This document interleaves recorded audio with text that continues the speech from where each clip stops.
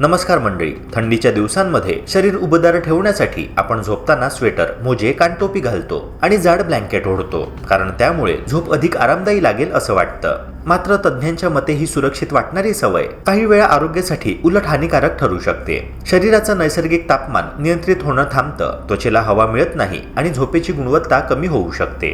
आजच्या ह्या व्हिडिओमध्ये आपण याबाबत सविस्तर जाणून घेणार आहोत. रात्री स्वेटर घालून झोपल्याने शरीरात काय बदल होतात, मोजे किंवा कानटोपी घातल्याने कोणते धोके वाढतात, खरंच उबदार कपडे झोपताना घालावेत की टाळावेत, आणि सर्वात महत्त्वाचं म्हणजे याबाबत डॉक्टर काय सल्ला देतात. व्हिडिओ शेवटपर्यंत नक्की बघा, कारण हा व्हिडिओ तुमच्या आरोग्यासाठी अत्यंत महत्त्वाचा आहे.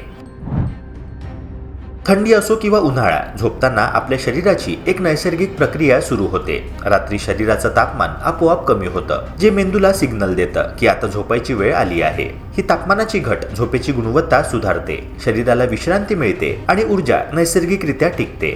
झोपेची ही प्रक्रिया शरीरातील विविध प्रणालींसाठी महत्त्वाची असते, कारण त्याद्वारे मेंदू आणि हृदय यांचे कार्य संतुलित राहते. तसेच शरीरातील चयापचय नीट चालतो. परंतु जेव्हा आपण झोपताना जाड स्वेटर, मोजे, कानटोपी आणि जड ब्लँकेट यांचा एकत्रित वापर करतो, तेव्हा शरीराचे तापमान जास्त वाढते आणि ही प्रक्रिया बिघडते.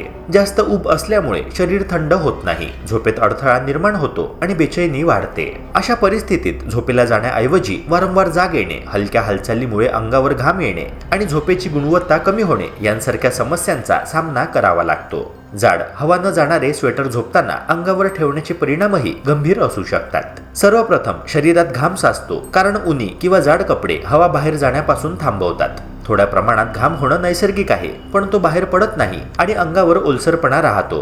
परिणामी खाज, लालसरपणा, त्वचेवर पुरळ, रॅशेस यांसारख्या त्वचा रोगांचा धोका वाढतो. तसेच जुने किंवा धूळ साठलेले स्वेटर वापरल्यास त्वचेला ॲलर्जी देखील निर्माण होऊ शकते, ज्यामुळे खाज, शिंका, नाक वाहणे किंवा डोळ्यात जळजळ यांसारखी लक्षणे दिसू शकतात. याशिवाय झोपेत शरीर जास्त गरम झाल्यामुळे हृदयगती वाढते, रक्तदाबावर ताण पडतो आणि झोपेची स्थिरता बिघडते. हे विशेषतः मधुमेही आणि हृदयविकाराने ग्रस्त लोकांसाठी धोकादायक ठरू शकते.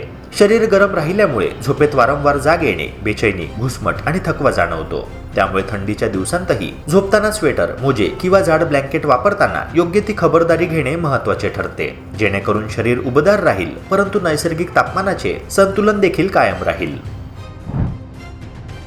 थंडीच्या दिवसांमध्ये अनेकांना पाय थंड होण्याचा त्रास होतो, म्हणून ते झोपताना जाड मोजे घालतात. पण तज्ज्ञ सांगतात की जाड किंवा टाईट मोजे घालणे काही वेळा धोकादायक ठरू शकते. पायांवर असलेला दाब वाढल्यामुळे रक्तपुरवठा कमी होतो, ज्यामुळे पाय सुन्न होणे, कळा येणे किंवा वेदना जाणवणे यांसारखे त्रास निर्माण होतात. शिवाय पायांमध्ये उष्णता अडकून राहते आणि त्वचेवर जीवाणू वाढण्याचा धोका वाढतो. विशेषतः उनी मोजे घातल्यास घाम बाहेर पडत नाही, ज्यामुळे फंगल इन्फेक्शनची शक्यता अधिक वाढते आणि पायाला खाज किंवा लालसर होण्याची समस्या निर्माण होऊ शकते. यासाठी तज्ज्ञांचा सल्ला असा आहे की झोपताना पाय गरम ठेवायचे असतील तर हलके, ढिले आणि श्वसनक्षम मोजे वापरणे उत्तम ठरते. कॉटन किंवा सुती मोजे हे त्वचेला श्वास घेऊ देतात आणि त्वचेचे संतुलन राखतात, ज्यामुळे झोप नीट लागते आणि पायांवर अतिरिक्त दाब पडत नाही. या सोप्या बदलामुळे झोप आरामदायी होते, त्वचा निरोगी राहते आणि फंगल इन्फेक्शन सारख्या त्रासांपासून बचाव होतो. त्यामुळे थंडीत मोजे घालणे गरजेचे असले तरी योग्य प्रकारचे मोजे निवडणे अत्यंत महत्त्वाचे आहे. थंडीच्या दिवसांमध्ये कान गोठू नये म्हणून अनेक लोक झोपताना कानटोपी घालतात, परंतु याचा काही वेळा उलटा परिणाम होऊ शकतो. कानटोपी किंवा टोपी अंगावर असल्यामुळे उष्णता अडकून राहते आणि डोकं गरम होतं, त्यामुळे झोप मोडू शकते. जास्त उष्णतेमुळे तेलग्रंथी जास्त प्रमाणात काम करू लागतात, ज्यामुळे स्काल्पवर फंगल इन्फेक्शनचा धोका वाढतो. तज्ज्ञांचा सल्ला असा आहे की डोकं झाकून झोपणं केवळ अत्यंत थंड वातावरणातच करावं, अन्यथा गरज नसताना टोपी किंवा कानटोपी घालणं टाळणं अधिक योग्य ठरतं. शरीराच्या नैसर्गिक तापमानाचे संतुलन राखण्यासाठी डोक्याच्या भागाला श्वास घेण्याची सोय असावी, ज्यामुळे झोप शांत आणि आरामदायी होते आणि त्वचेवर किंवा स्काल्पवर कोणताही त्रास निर्माण होत नाही. अनेकांना वाटतं की झोपताना जास्त उबदार कपडे घातल्यास झोप अधिक गाढ लागेल आणि थंडीपासून संरक्षण मिळेल. मात्र प्रत्यक्षात हे उलट ठरू शकतं. जास्त उबेमुळे शरीराचे तापमान खूप वाढते, ज्यामुळे बेचैनी निर्माण होते, हृदयगती वाढते आणि श्वास घेण्यास त्रास होतो. शरीराचे नैसर्गिक तापमान कमी होत नाही आणि मेंदूला झोपेचा सिग्नल मिळत नाही. परिणामी झोप खोल लागत नाही आणि सकाळी उठल्यावर थकवा, सुस्तपणा आणि मानसिक अस्वस्थता जाणवते, ज्यामुळे दिवसभर कार्यक्षम राहणे कठीण होते। याशिवाय जास्त उबदार कपडे आणि दमट वातावरण त्वचेसाठीही हानिकारक ठरू शकते।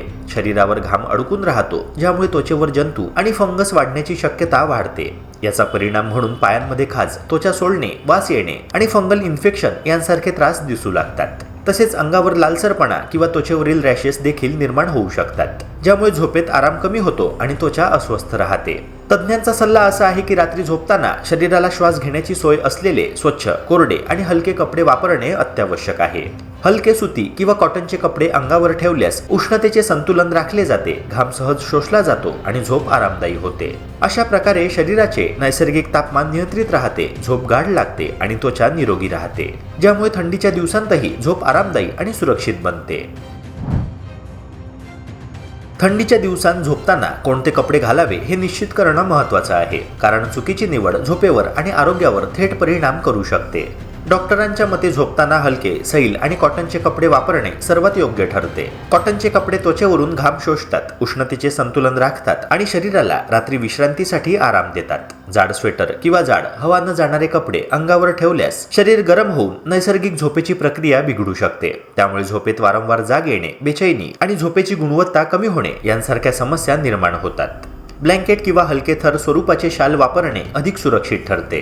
जाड स्वेटर ऐवजी हलके थर ब्लँकेट अंगावर ठेवून झोपल्यास शरीराला हवा मिळते आणि उष्णतेचे संतुलन टिकते। खूपच थंडी असेल तर लेअरिंग पद्धत वापरणे योग्य ठरते। त्वचेला सर्वप्रथम कॉटनचा थर आणि त्यावर हलका स्वेटर घालणे, पाय थंड असतील तर फक्त ढिले कॉटन मोजे वापरणे फायदेशीर असते। अतिजाड मोजे रक्ताभिसरणावर ताण निर्माण करतात आणि त्वचेसाठी हानिकारक ठरू शकतात। तज्ञांचा अंतिम सल्ला असा आहे की झोपण्याआधी अंगावरची धूळ, ओलसरपणा आणि घाम पुसून टाका, रूमचे तापमान मध्यम ठेवा आणि ॲलर्जीची समस्या असल्यास कपडे ताबडतोब बदला। झोपण्याआधी कोमट दूध किंवा गरम पाणी प्यायल्यास आणि पायाजवळ हॉट वॉटर बॅग ठेवल्यास झोप अधिक आरामदायी होते। हलक्या मऊ चादरी वापरणे, झोपण्याची जागा स्वच्छ ठेवणे आणि मोबाईल स्क्रोल न करता रिलॅक्स राहणे ह्या सोप्या पद्धतींनी झोपेची गुणवत्ता सुधारते। थंडीमध्ये उबदारपणा आवश्यक आहे, पण तो संतुलित असावा, कारण योग्य प्रकारे उबदारपणा मिळाल्यास झोप गाढ लागते, त्वचा निरोगी राहते आणि संपूर्ण आरोग्य सुरक्षित राहते। मित्रांनो, हिवाळा सुरू झाला की सर्वात आधी परिणाम आपल्या त्वचेवर दिसतो। थंड वारा, कोरडी हवा आणि कमी आर्द्रता यामुळे त्वचेचा ओलावा झपाट्याने कमी होतो। परिणामी चेहरा निस्तेज दिसू लागतो, त्वचा ताणल्यासारखी वाटते आणि काहींना तर खाज, लालसरपणा आणि क्रॅक्स देखील येतात। त्यामुळे हिवाळ्यात त्वचेच्या निगेची पहिली पायरी म्हणजे मॉइश्चर लॉक करणे। चेहरा धुतल्यानंतर लगेच हलका हायड्रेटिंग मॉइश्चरायझर लावणे आवश्यक आहे, जे त्वचेच्या आत ओलावा कायम ठेवते। याच सोबत दिवसातून एकदा सौम्य क्रीम बेस्ड फेसवॉश वापरल्यास त्वचेचा नैसर्गिक तेल निघत नाही। पाणी कमी प्यायची सवय हिवाळ्यात आपोआप लागते, पण त्वचेचा ग्लो टिकवण्यासाठी दिवसभरात पुरेसं पाणी पिणंही तितकंच महत्त्वाचं आहे। हिवाळ्यात केसही कोरडे, राठ आणि निस्तेज होण्याची समस्या सर्वांनाच भेडसावते। थंड हवेमुळे टाळूतील तेल कमी होतं आणि केसांचा नैसर्गिक ओलावा हरवतो। त्यामुळे आठवड्यातून किमान 2दा कोमट तेलाने हलका मसाज करणं अत्यंत फायदेशीर ठरतं। नारळ तेल, बदाम तेल किंवा तीळ तेल कोणतंही पोषक तेल वापरू शकता। तेल टाळूपर्यंत पोहोचल्याने रक्ताभिसरण सुधारतं आणि केसांच्या मुळांना बळकटी मिळते। हिवाळ्यात अनेक जण गरम पाण्याने डोकं धुतात, पण हे केस आणि स्कॅल्पसाठी नुकसानकारक असतं। त्यामुळे नेहमी कोमट किंवा रूम टेम्परेचरवर असलेलं पाणी वापरा।